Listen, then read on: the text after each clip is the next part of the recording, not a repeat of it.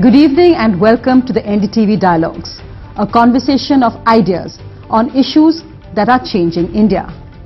Tonight we're looking at a dramatic last 10 days, the withdrawal of a so-called criminal ordinance, symbolically on Mahatma Gandhi's birth anniversary, also the conviction of 2 former chief ministers, and a landmark Supreme Court judgment which for the first time gives Indian voters the right to choose none of the above in an election.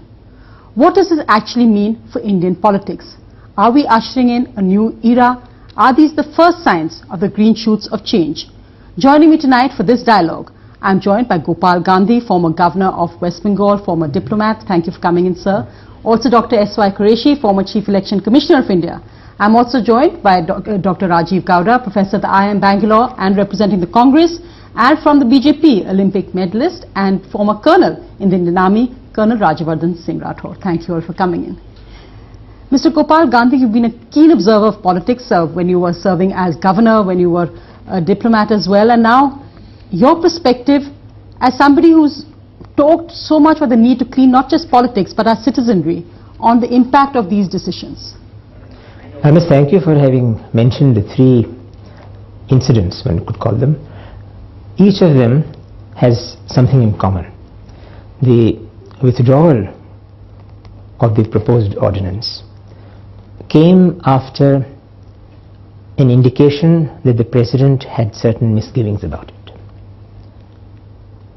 The conviction of former chief ministers is a legal step, and the third is also a legal step emanating from the Supreme Court of India.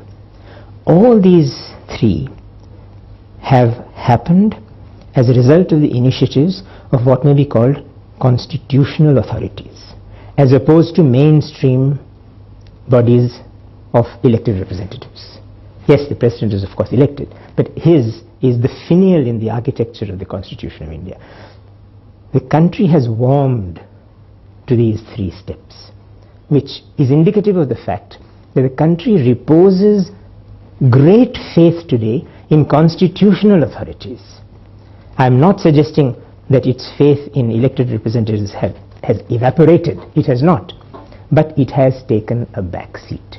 Today, there is no denying that people's faith in constitutional authorities, in bodies that are headed and operated by individuals who are appointed to those offices, with the President's position being a unique position. That is a very important fact. The people's confidence in the Election Commission is obvious. It doesn't have to be stated. Its confidence in the processes of the election as monitored and mentored by the Election Commission is very strong. Its confidence in the elected representatives is nowhere near as strong. Its confidence in the judiciary is very strong. And I'm very glad we have today a former senior colonel in the army. Its confidence in the armed forces is very strong. So what does all this mean? In a living, vibrant, the largest democracy of the world, why is it that the people of India are looking to non-elected bodies for what may be called political reassurance? Is this a question I put on the table? It's interesting, of course, that we have 2 unusual politicians, but they still come into electoral democracy in a sense, so that's an interesting trend. But Dr. Qureshi, I wanted to bring you in because I know that for you this must have been given you some sense of satisfaction, because I know as Chief Election Commissioner, one issue you felt very strongly about was why the Electoral Reforms Bill had been pending in Parliament for over 20 years. In fact, you had brought up the fact that we're talking about Lokpal, but what about electoral reforms? If we did this, half of what India wants would actually be achieved. Do you feel that we've gone some way towards this, but getting to the crux of it, where political parties don't give tickets actually to candidates with a criminal background, is really what's needed now as the next thrust? Yeah, quite right. You know, the Election Commission has been demanding these reforms, as you said, for the last 20 years. But the fact that the government was sitting over these proposals, judiciary started coming in. It's good that at least reforms are happening, but it is not the healthiest way that the reforms should come. They should come through Parliament, from the government. When government is not fulfilling its mandate, that is when civil society goes to the Supreme Court And most of the recent reforms in the last 5-10 years have come only from Supreme Court. To start with, the fact that every candidate has to file 2 affidavits giving his criminal cases and financial background. This came from the Supreme Court, and the government was opposing it. All the culmination of all that is what you now see. By admission of those candidates themselves, we know we have 162 MPs who have criminal cases pending against them. It is in their own affidavit. And the fact that money power is going really out of control. The kind of polity that we have is leaving people very disillusioned. And this is a situation where the people's perception about politics and politicians is at the lowest ebb, which I would like to say is very dangerous for democracy. I've often said that you can't love democracy and hate politicians, but that seems to be the situation, which is all the dangerous. India has become almost a superpower thanks to good politicians. There are good politicians, but why is it that these good politicians are not keeping the bad ones away? And as Mr. Gandhi rightly said, why is it that the criminal candidates are given ticket in the first place? Sometimes politicians say that it is for the people to reject them, but what about your own responsibility? Why do you give them ticket? And their standard answer is that they are so desperate to win, the concept of winnability. They feel whosoever can win the election, even if it is a criminal, must be given the ticket. I dare say that they have not tried the alternative concept. Let them say boldly that they will not give a ticket to a criminal even if they lose the election. I have no doubt in my mind that people will support them. Colonel Rathod, do you think that can actually happen? You've taken a step into politics. Why did you choose to take that? Beyond, of course, the fact that you joined at a Narendra Modi rally, didn't you feel the popular perception, sab neta chor hai, you can't change the system? What can you actually do? You've come from the army, one of India's most trusted institutions, into something which is actually reviled nowadays. It's very interesting that you ask me these questions, and of course I connect with what Mr. Gandhi had said, that there are institutions that are respected, right? And yet the true institution that actually can make a difference to this country, can actually reach out, has the enormous power to do that, is the one which is not respected, right? Now, why is the gap? Is because of leadership. And because of leadership, everything can change. And if there's a leadership deficit, then like Mr. Dipankar Gupta says in his book, Revolution from Above, citizens elite must come in to take that role, to occupy that space and bring in that leadership. I mean, and it's so important today when we are sitting on a demographic dividend or a demographic bomb. It could be either way. We have a bulge of population of about 46 crores today, which could be about 60 crores in about 2020. Now, either we will perhaps emerge out as the best nation in the world, or we will perish. It is how you handle this large youth now.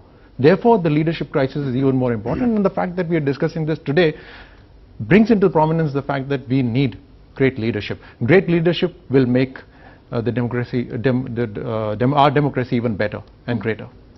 Dr. Rajeev Gowda, if I can bring you in, because you're of course with the Congress, you're also a professor teaching students at IIM Bangalore. How do you tell your students, for instance, when this ordinance was passed by the cabinet, it seemed clearly Parliament, it hadn't gone through Parliament, referred to standing committee, suddenly cabinet cleared this ordinance. How do you explain this to your students? Well, there is a legalistic way of explaining it about everyone having the right to appeal, and then the conundrums that would be caused when someone is disqualified and then actually acquitted. So those sorts of discussions would take place. But the larger underlying story is what actually emerged. When Rahul Gandhi essentially dramatically denounced that ordinance, he was essentially reflecting public opinion on the subject. And the public opinion is that we should not shield criminals, that we need to get rid of them. But there is a larger story, just like Mr. Gopal Gandhi pointed out. All these things, there is a thread connecting them, and that thread is that institutions matter. And in the political world, what has happened is that we have created the laws and frameworks that have allowed the situation to deteriorate. Let me give one example. For example, there is a limit on how much you can spend on a Lok Sabha election, 25 lakhs, for a voting population of maybe 20 lakhs, 1.25 rupees per voter, right? This is a farce. Okay. As a result of this, what happens is that you drive all expenditures underground, and who can play and flourish underground? people with black money, people with criminal backgrounds and networks who can actually, work the system in that manner. So if you were to just say, okay, let's get rid of that limit, or make it realistic, make it 20 crores, whatever, it will last for a while, bring everything out into the open, then a candidate who can raise legal white money can also compete without being disqualified. After, so today I can raise crores in white money for an election. I cannot spend more than 25 lakhs if I want to be a clean, honest candidate, right? Can I compete with anybody else? No. In fact, this has been one of the big stories about why people who are professional, people who have clean records are often passed over for, dubious candidates. Is the other side of that question, how can a professional raise that much money? Dr. Krish, do you want to just answer on that limit? Let me answer that. Actually, there are a lot of people who have done well in India, who are interested in contributing to India's growth, to selecting and backing the kinds of leaders and leadership that Rajyavardhan Rathore just talked about.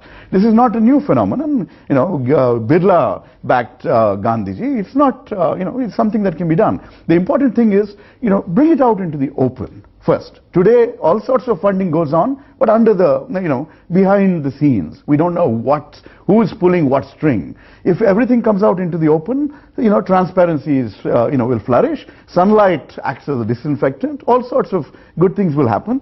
But more than anything else, I'm not suggesting that you raise money only from, fat cats. You can raise money from large numbers of people. Today, the Indian citizen views democracy as something that happens for free. Right? Actually, we all have to participate, not just by voting, but by showing up at rallies, contributing ideas, signing petitions saying get rid of this ordinance, and contributing. It could be the charana, which Mahatma Gandhi, used to advocate for the Congress, the charana membership, or for that matter, contribute, give 1,000 rupees, and it'll all add up. I mean, that's how Obama came in, right? That's what it's interesting. Narendra Modi now has that 10 rupees often for his rallies. Now you have 10 rupees everybody who wants to attend giving that. So perhaps that's an idea you all should implement. The rally is paid for by various other crony capitalists, so I'm not getting into that. Concept. He's getting people to contribute to Dr. Qureshi on the selection limit because there have been many views on this. Yeah, exactly. There are many views. First of all, in your case, Professor Gowda, it is not 25 now, it is 40 lakhs. But in any case, it's a question. Nobody has been able to say what is the ideal limit. So we could talk to political parties. Some say that even this is too high. This puts a premium on rich people. The poor people cannot contest. So obviously the fact that law provides a cap, that is a good logic for it. But what should be the cap? What is the rational limit? That is for politicians. They let them all get together. The limit is not fixed by the Election Commission, by the way, but by the government. Exactly. Also, but on our request, I had sent a request to the Law Ministry to raise it from 25 to 40 and from 10 to 16. That is the time when Tamil Nadu, West Bengal and Assam and Kerala went to election. How much was out of 16, how much was reported? Average reporting was less than 50%. Some candidates said they spent only 4 lakhs, 5 lakhs. Some said they did not spend a rupee on publicity. So even when now when you talk of rationalization in future, we've created that system, listen, sir. But Professor Gowda, now when you will talk of rationalization, it will not be from 16 to 60. We will say it should be from 16 to 6 because that is what you are actually spending according to your information. So there is. So you're starting off almost your election career or your political career by lying. Absolutely. We're forcing people to do that. But his point is that they actually underreported. Why? Because otherwise you're going to get disqualified. No. But up to 16 lakhs you could have gone. Why are you hiding? So the basic point is that whole thing is being treated as a distraction. And what I'm saying is, I'm just giving you one example of a flaw in our system that if we correct, we will open up the space for new people and clean people to come in. So when we talk about moving towards a cleaner politics, we should also talk about who are the people who are going to man that politics. When we announce the elections, we give notice to all the arms licensees to deposit their arms. In fact, there used to be a blanket order. Then the court said you can't give a blanket order because some people like the guards and others, they need to give. But you can issue individual notices. So through that, about 80% or 90% of the licensees are asked to deposit their arms.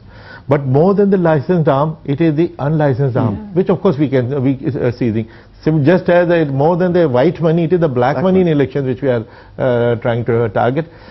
the reason that the last few elections have been totally bloodless, totally peaceful, which has inspired people the confidence to come and vote. The fact that women have outvoted men because they feel it is safe. There will be no more guns and bombs at the polling station. I think this is a very happy development which has taken place. If I could just add to what both of you said, sir, that the final solution to this, your rules will restrict, but the final solution to this will come from empowerment of the people. And that's what the leadership will lead to. A good governance, empowering the people, educating the people, and hence they being able to take educated decisions. And thereafter, these muscle men, the money power would gradually reduce in terms of its influence. So that's something that we need to come, and that can only, that's of course, you're catching the other side of the cycle. So that's important. That's what these leaders need to do. Are we seeing a turning point in some sense, a churn in politics as usual? Dr. Gowda, one aspect, for instance, looking particularly at the Congress government, the whole concept is that, with various announcements, the right to food, the land acquisition bill, etc., the Congress is catering to a traditional vote base of rural India, that in a sense they don't care for middle class urban India because they feel that's not where you get your votes from. In fact, that's why many people are surprised at the sudden turnaround of Rahul Gandhi on the ordinance. Does the Congress now realize that you're seeing a shift, you're seeing a huge amount, 12 crore first-time voters who will determine this election? Are we going to see a voter also who doesn't want to see politics as usual? Does the Congress recognize that? Well, actually, the Congress's platform and the portfolio of rights-based laws are aimed at empowering the poorest of the poor.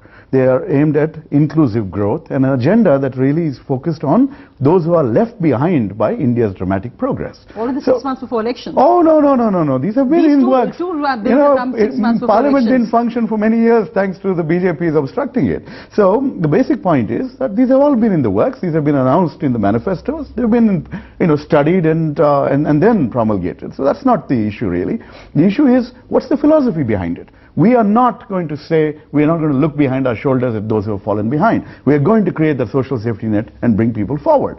The challenge is to sell it to the people who have benefited most from modern India's success. The urban educated, the middle class, the people who have, seceded from political engagement historically, but now are in large enough numbers to make a difference politically, right? So these are people whose conscience needs to be awakened and say, look, you can't really create a situation where inequality becomes the biggest thing that's happening in India. You need to find a way to include people and give them a chance to compete as well. And these are highly political and contentious issues.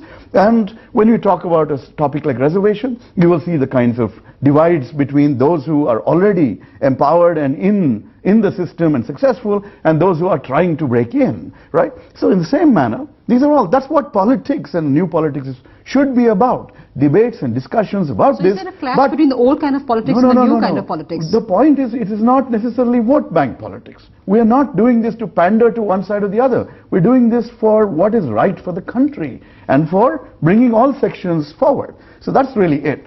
So the new politics should be, when I think about new politics, I think about what I see in the media environment, in the social media environment. It's much more polarized, much more demonizing politicians and the political class. I mean, this is not a way to have civil debates and discussions. And it also creates an environment where the only people you look up to are dictators, people who are, when you talk about leadership, Rajavardhan, basically leadership also means, decisive. So divisive leaders have suddenly become decisive, and in the process, what we forget is that politics is also about compromise, about listening to other points of view, about convincing people. That's what Parliament's job is all about, and that new politics we see less of, whether it's on the TV debates or whether it's in the vicious environment of social media. I actually didn't want to really get into the politics of it, but nevertheless, since you've opened it, may I add a little comment on it. Now, when we talk about empowerment, and when your leader talks about dream, let me assure you, the youth of this country don't dream about 4 chapatis in a day. The youth of this country dreams about empowerment in terms of education, infrastructure. We have a huge fiscal deficit. No problems, we can make money out of that. But if you invest that huge amount of money into just feeding people, which does not reproduce more money, more jobs, and therefore empowerment, then we would go into further fiscal deficit. Now, that's where the vision comes. And that's where decisive leaders take decisive decisions in terms of future of the country. We bring in empowerment by investing into infrastructure. Therefore, you have more job creation. Also, let me tell you about, you spoke about Divisive is decisive, divisive. yeah, the divisiveness. Now, they have, certain political parties have one issue and they've caught on to that issue, and which makes me wonder whether the riots have taken just once in this whole country. And if that be so, I would 100% be with you. But imagine the number of riots that have taken place in this country with various political parties. I need not name your political party. Yeah. And also assure you that after 2002, there have not been any riots in the state of Gujarat. Actually, I want to bring Mr. Gandhi on another point to raise, which is interesting in that sense. Divisiveness and the issue about what kind, when we talk about a new kind of politics, we talk also about cleaning up politics, but are we looking at a more polarized politics? And we've seen, in the context of Uttar Pradesh and what's happened there, which of course is a chief minister who is not from the BJP, as Rajavardhan Rathore would point out. Well, let me adhere to your scheme for a larger discussion today. There is polarization in India today. You could not have imagined a greater polarization in India than obtained in the period 1947 to 1952. There was huge polarization, especially on religious lines. Partition was a very raw wound. But the first cabinet of the government of India, first cabinet headed by Jawaharlal Nehru, had people in it who had nothing to do with the Congress. They were national figures.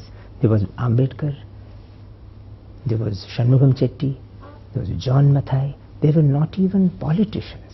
They were people from the larger arena of public life. And there was, briefly, Shyama Prasad Mukherjee himself. I am looking at a way out of polarized and divisive politics. I am looking, in fact, at what may be a hung parliament and the role of the President of India at that time. The President has to find a Prime Minister who will command the majority in the House. Nobody knows what the mood of the people will lead to in terms of numbers and seats in Parliament. But there could well be a situation when the country will need a government that not only commands the majority and the confidence of the House, but commands the confidence of the people of India. And it would be perfectly possible to go beyond the narrow alleys of party politics and give to the country a government which would consist of many elected members of Parliament and many who are not in that first house automatically, but who will get elected within 6 months. And there I think the President and the Prime Minister of the day could send a surge of new confidence in the people.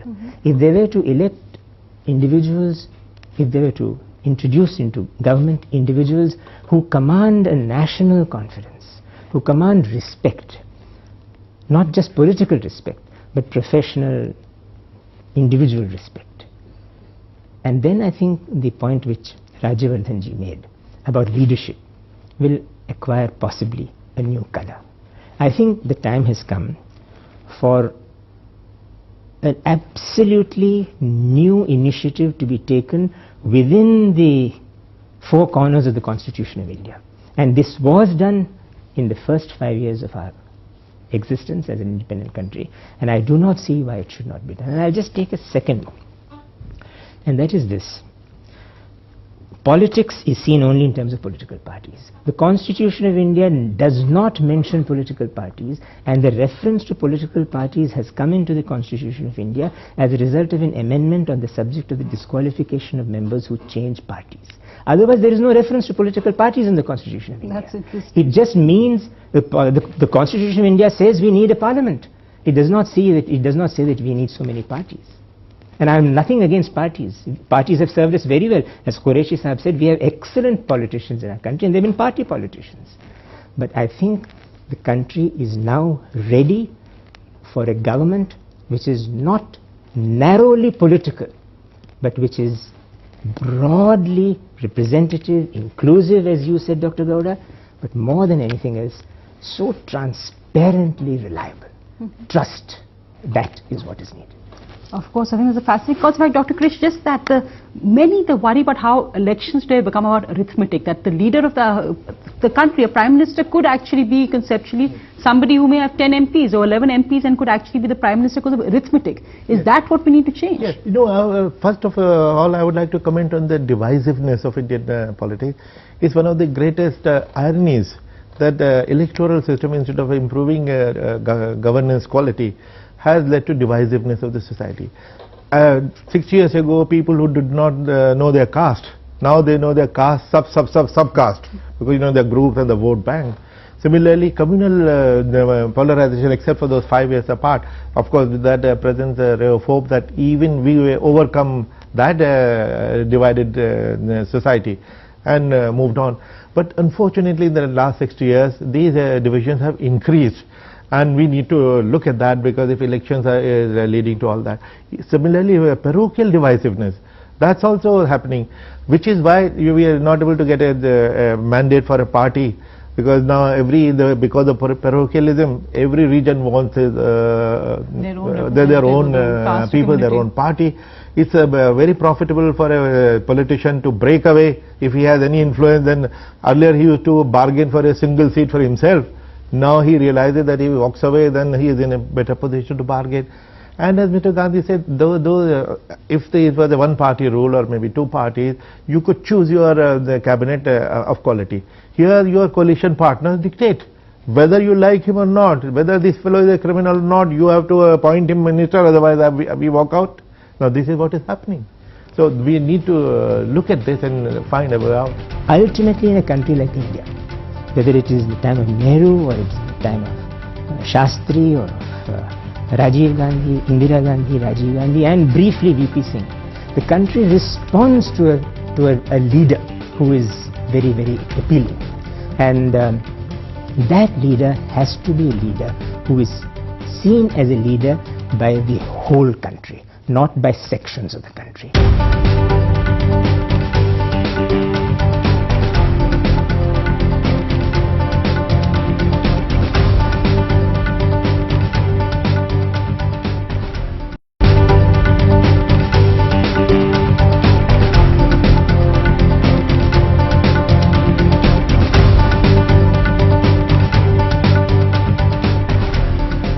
Interestingly, perhaps because some of the prime ministerial candidates mentioned are both outsiders within their own system, whether it's Narendra Modi or Rahul Gandhi. But just to ask Colonel Rathod, moving it away from that, looking at the other impact of an incident we mentioned, that's coincidental of course, but the fact that two former chief ministers have been sent to jail by a Ranchi court. What's the impact of something like that actually goes on? It happened after 17 years in one case, 22 years in the case of Rashid Masood, who's a CWC member, Rajya Sabha MP. But does an impact go out that however high and powerful you may be, you do eventually end up, the law does catch up with you? I think this is a welcome change, unbelievable to some, and therefore even more welcome.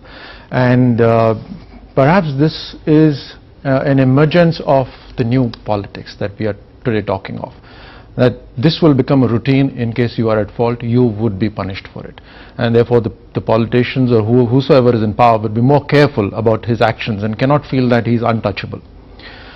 Now, one point that Mr. Krishna said, that the leadership, if you reflect back to the independence time, that's the leadership that we need today back again, which wasn't party based, which was for a cause. And the cause was independence at that point of time. Today the cause can be development of the nation. And that's the time when people came in because they were excelling in their own fields, and they came in just because they had a particular cause. Now today we may have party politics, but if we put the nation first, it's again very, very individual based. Some people will do it, some people will not. If you put the nation first and the party later, then your actions would determine that whatever decisions you take would be in the benefit of the nation. I really don't want to touch upon some of the divisive topics that were said, but I'll just make one small comment that consider this. There are people, there are political parties whose sole constituency is a certain community. What if they lose that community? How desperate are they to hold on to that community? And therefore, they will rake up all such issues to make sure that there is fear in that community. That community can only survive through a particular political party. So it's both ways. So people, individuals must understand, must look through the hype which anyone creates for getting votes. They have to see through it. They have to look at the development, not look at castes. In so many states, it's very clear that do the mathematics and you will know who will win. So unless we don't go beyond that, the nation will not develop. How do we do that, Dr. Gowda? Looking at it from a national perspective, India first, the idea Mr. Gandhi threw out there. How do we actually look at developing that? Because many would have said that, in fact, I interviewed Dr. Guha this week, who made this point that secularism is a word that has been contaminated by the Congress and other parties of the ilk, and which is why I use the word pluralism. Does the Congress also need to look at cleansing itself if you want to move forward? I think it's a larger system that needs to cleanse itself. And that Quotas, cleansing... appeasement. No. I mean, it's the same thing. Affirmative action for some is appeasement for somebody else, right? And if appeasement was of a particular community had taken place at the level it's alleged to have taken place, they should be the most prosperous community in the country, which the Sachar committee will clearly tell you is not the case. So, it's a political hot potato. We shouldn't go down that path. Let's just talk about the realities of a political career. Right?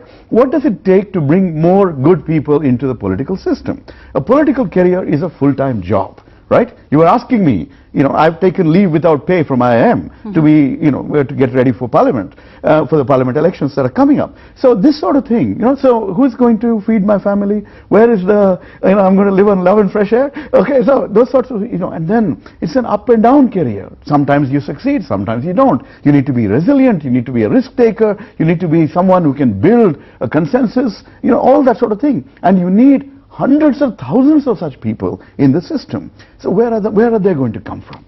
So when we talk about professionals at least have, succeeded, made their pile, and then possibly are coming in. So in that sense, it's good. And many of them would absolutely, therefore, not be enticed by various other kinds of opportunities to make money or something like that. But if you look at the chief ministers, the other politicians that you saw, the former chief ministers have gone to jail. Right?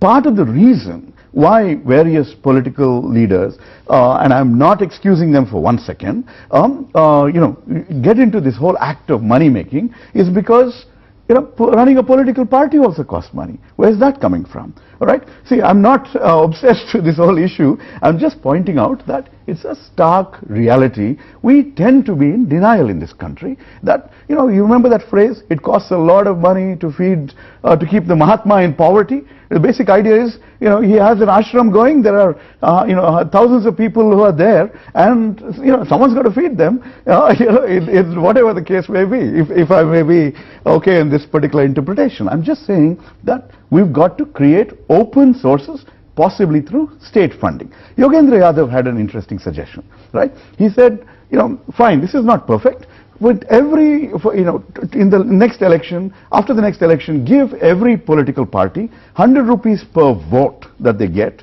in each constituency, put it in a bank account in that constituency, and that can be used for legitimate political purposes over the next 5 years until the next election. Now, something like that will allow you to run the party, will allow good party workers who are not deep-pocketed to also compete and play the game. Today, if you come into a political party and ask who are the competitors, they'll say somebody who has either, winnability has many features, right? But one crucial feature is money. But otherwise, it could be charisma and star power, like Rajavardhan Rathore here, and other kinds of, and accomplishment as well.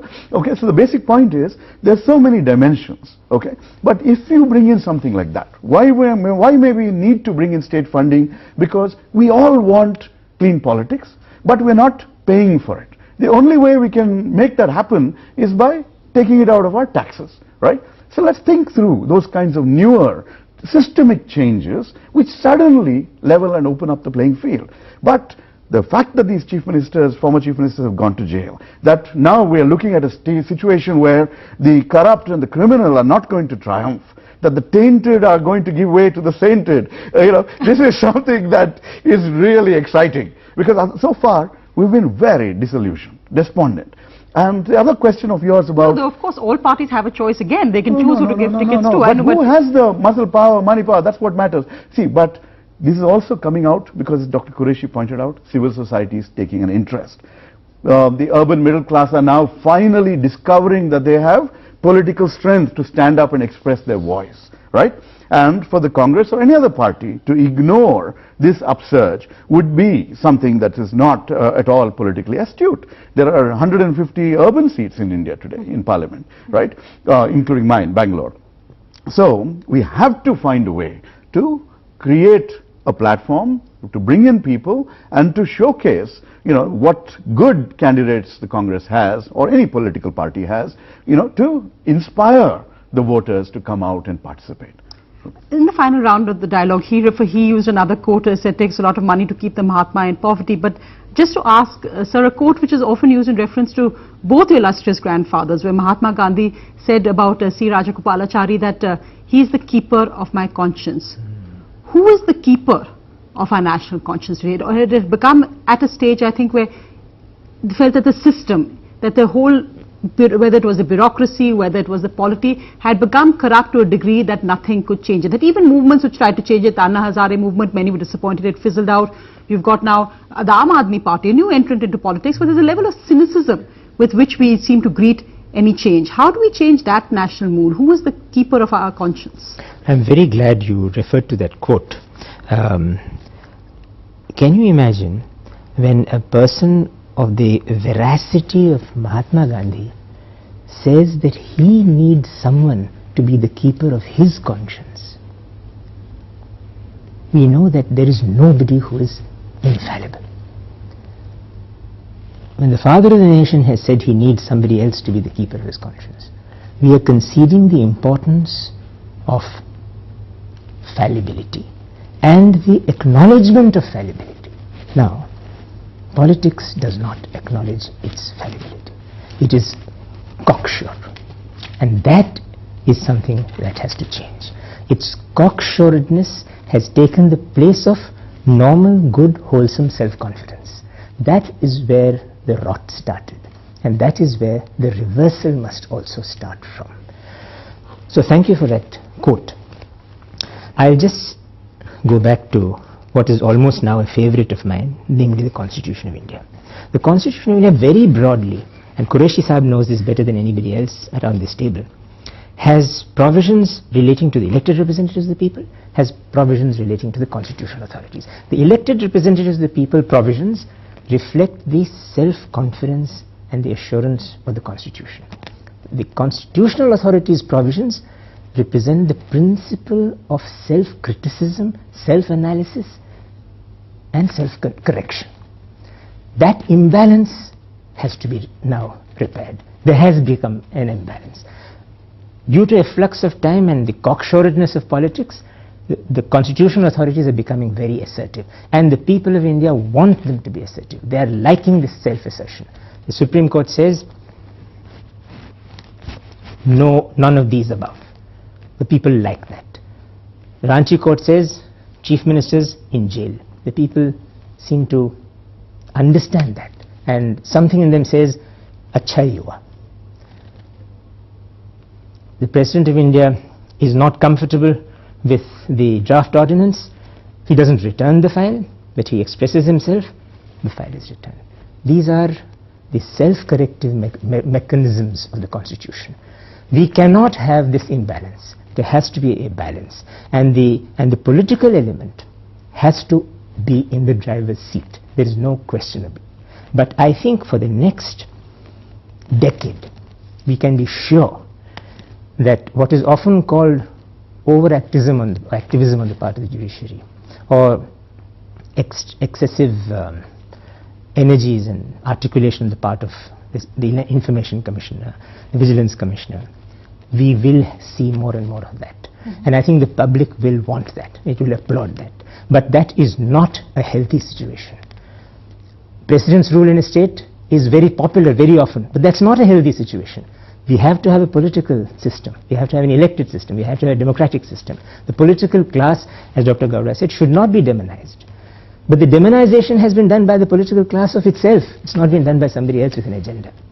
And so I think in the next few years we have to see the restoration of the balance between the overconfident and cocksure politics of our country and the overactive self-corrective mechanisms of the constitutional authorities. And somebody, to go back to what Rajivardhanji said, has to really take the lead.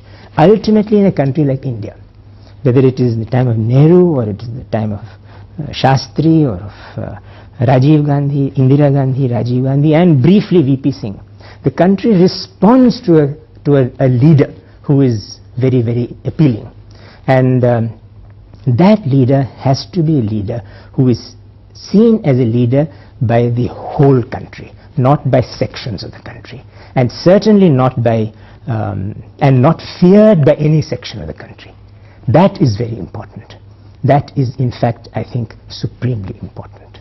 We have to end this dialogue here tonight. We're completely out of time, but thank you all very much for joining me. As I said, we'll see what happens in 2014, but it has been a landmark week. Thank you all very much for joining me tonight. Thank you.